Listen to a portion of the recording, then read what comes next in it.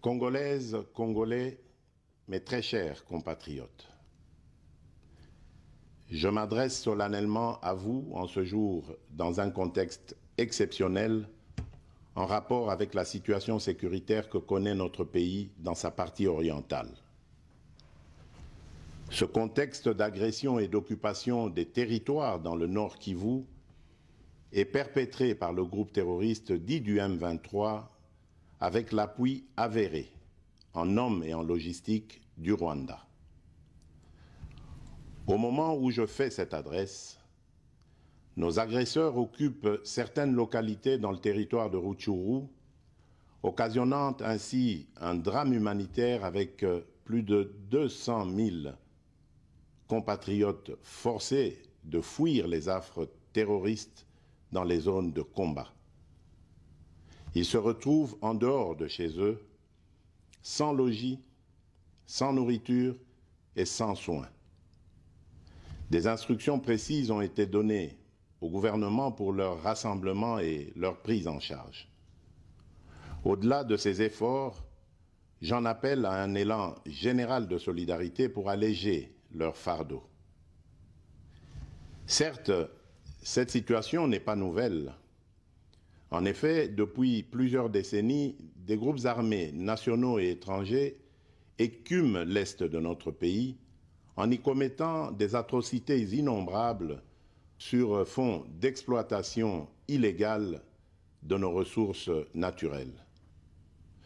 C'est ainsi qu'à l'occasion de mon avènement, j'avais été amené à prendre l'engagement devant la nation de rétablir au cours de mon mandat la paix et la sécurité là où elles sont compromises et de les consolider là où elles existent.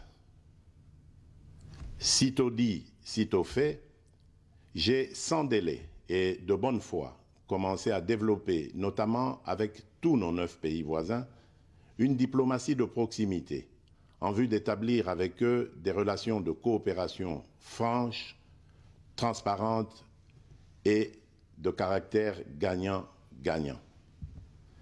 Avec l'Ouganda, par exemple, nous sommes allés jusqu'à décider de mutualiser nos forces armées afin de combattre ensemble la nébuleuse des ADF, une milice d'origine ougandaise qui cependant n'opère que dans le Nord Kivu. Et aussi, nous avons lancé 2 projets de construction de routes transnationales. Avec le Rwanda, un mémorandum d'entente a été signé dans le commerce de l'or avec une entreprise nationale.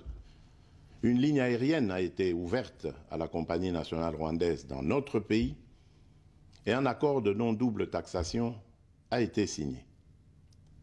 Malgré cela, ce pays va nous surprendre en réactivant les terroristes du M23. Alors qu'il avait été défait par les armes en 2013, le M23 va refaire surface en prenant notre armée à court, notamment à Bunagana, cité qu'il occupe depuis le 13 juin 2022. En effet, sous la fallacieuse accusation de soutien des FARDC au FDLR, le Rwanda a en réalité des velléités expansionnistes, avec comme intérêt principal l'appropriation de nos minerais, et pour ce faire, il s'active à déstabiliser l'Est du Congo pour créer une zone de non-droit en vue d'assouvir ses appétits criminels. Pour faire face à cette situation, 2 options s'offraient à nous, la diplomatie ou la guerre. J'ai résolu de privilégier la première option, quitte à en venir à la seconde, faute de résultats. L'option diplomatique a donc été mise en œuvre. C'est ici l'occasion pour nous de rappeler que notre attachement à la recherche de la paix par des voies pacifiques n'est aucunement un signe de faiblesse, moins encore un aveu d'une incapacité de notre pays à s'inscrire dans une logique de guerre totale contre tous ceux qui continuent à abuser de notre patience, mais plutôt une expression de notre culture de paix et de notre identité légendaire de peuple hospitalier.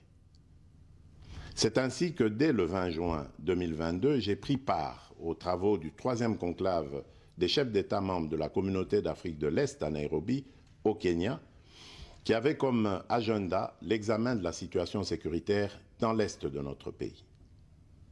À l'issue de ce forum, les dirigeants des pays membres de la Communauté d'Afrique de l'Est sont tombés d'accord sur le déploiement d'une force régionale pour imposer la paix dans l'Est de la République démocratique du Congo. Le sommet a appelé à une cessation immédiate de toutes les hostilités à l'Est de notre pays et a demandé à tous les groupes armés, tant étrangers que locaux, à déposer les armes immédiatement et sans condition et à s'engager dans le processus politique. Le 6 juillet 2022, j'ai accepté de rencontrer à nouveau le président du Rwanda, cette fois à Luanda, sous l'égide du président João Lourenço, sous couvert de la Conférence internationale des régions des Grands Lacs africains, la CIRGL. Il en est sorti une feuille de route qui stipule, entre autres objectifs, normaliser les relations politiques et diplomatiques entre la République démocratique du Congo et le Rwanda.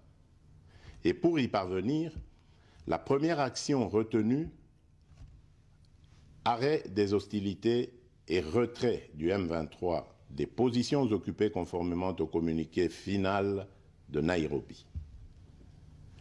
Une fois de plus, aucune avancée sur le terrain de la paix attendue par notre population n'a été observée.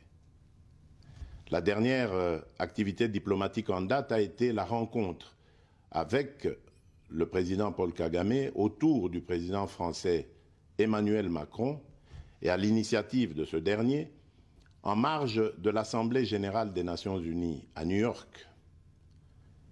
Ici également, pour l'essentiel, il a été acté le principe d'un cessez-le-feu immédiat et du retrait inconditionnel du M23 des positions qu'il occupe, toujours sans résultat tangible sur le terrain. Mes chers compatriotes, comme vous pouvez le constater, malgré notre investissement et les efforts fournis dans cette optique, la paix et la sécurité ne sont pas au rendez-vous. Garant de l'indépendance, de l'unité nationale et de l'intégrité territoriale, je réitère mon engagement constitutionnel de défendre la patrie jusqu'au sacrifice suprême. Mes très chers compatriotes, ne doutons jamais qu'ensemble réfléchis et engagés, nous puissions changer le monde.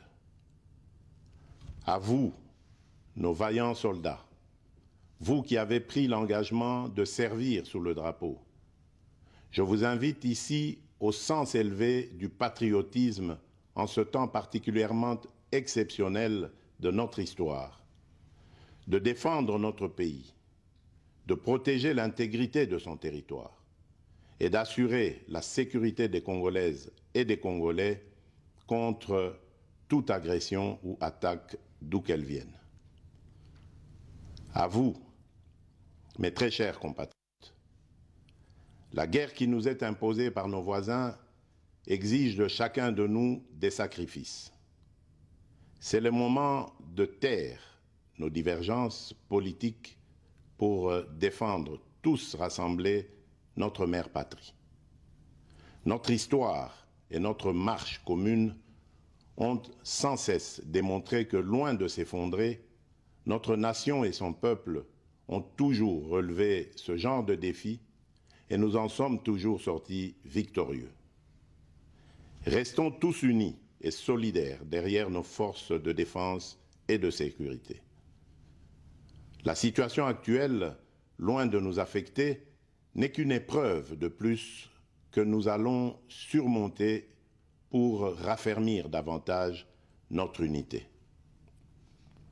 Au-delà de tout clivage politique, idéologique, religieux et tribal, la défense de la mère patrie est le seul objectif qui doit nous unir en ce moment. Le pays nous appelle.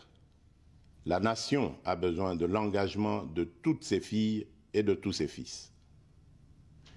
Je vous appelle à ne pas céder aux propos xénophobes et autres discours de haine ou de stigmatisation des communautés rwandophones, dont l'asservisseur se sert pour faire du chantage et de la manipulation. Tout acte allant dans ce sens sera sévèrement puni. En réponse à la forte demande de la jeunesse, j'invite celle-ci à s'organiser en groupe de vigilance en vue d'appuyer et d'accompagner et de soutenir nos forces armées, nos forces de défense dans l'accomplissement de leur noble mission. C'est ici l'occasion de mettre en garde tous les traîtres civils ou militaires et autres brebis galeuses qui servent les intérêts de l'ennemi. Ils seront exposés à la rigueur de la loi en ayant le juste châtiment que mérite ce genre de comportement. En outre, tout en renouvelant mon appel lancé à nos jeunes qui en ont la vocation de s'enrôler massivement dans nos forces armées. Je réitère l'instruction faite au chef d'état-major général d'accélérer à cet effet la mise en place de centres de recrutement à travers les 26 provinces que compte notre pays.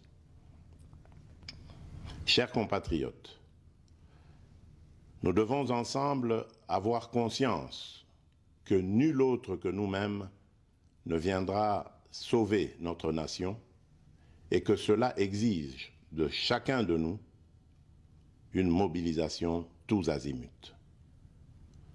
Que Dieu bénisse la République démocratique du Congo. Je vous remercie.